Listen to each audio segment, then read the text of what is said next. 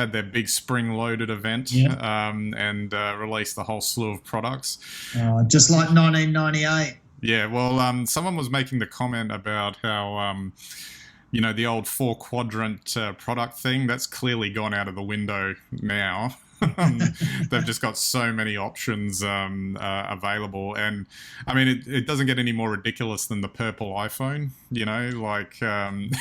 because you can never have enough colours, really. No, you can't. Well, I mean, let's face it, the colour scheme on the new iMacs themselves, are reminiscent of the original iMac. So it's back to the future. Yeah.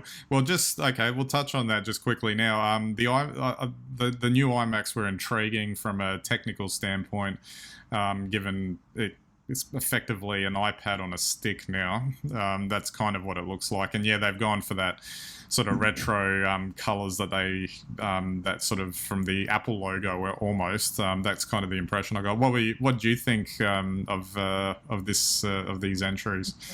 Well, I mean, it's a really interesting situation for Apple, and we've been commenting about the M1 chip, I think, now over the last few months. But isn't it amazing? They've got one chip, and it's so good. It's basically in all their products. So they're struggling to differentiate any of these products now.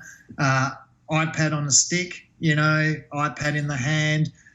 They're all very similar, but I guess that's why you end up then adding colour to your range of iMacs to try and give some sense of individuality or personality to your iMac. That's the interesting thing. Like, just to draw on that, the fact that they put the M1 into the new iPad Pro, then you kind of start to wonder. So what's really the differentiating factor here, apart from the fact that the OSs are different, but are they really going to be that different for that much longer? Or maybe not, because ultimately, why would Apple want you to buy one device that can do it all when you can buy 3? So well, that's right, but I think that comes down to the form factor now. I mean, what I find fascinating was I looked at a comparison of the new iMac M1 with the old iMacs with the Intel chips. And, they had 2 different Intel chips they were comparing it against, and different speeds on the Intel chips. The M1 is just one speed and one architecture and one operating system, albeit there's a couple variants of it, and it just works. And it goes to show you that this is the post-PC era, I think, in the M1 chip. It does everything.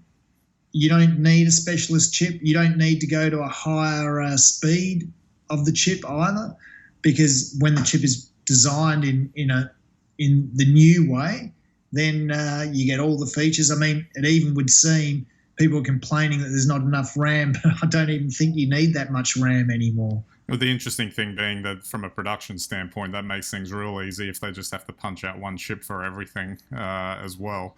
The interesting thing too, I thought, is that I think it'll I was contemplating any sort of potential future setup. I thought my current iMac might be the last, but looking at this one, not that I would get this size. I'd probably hang out for the, whenever the 30-inch version of this gets released. That could still be an interesting option, because if you were to, you'd almost buy it for the display on its own.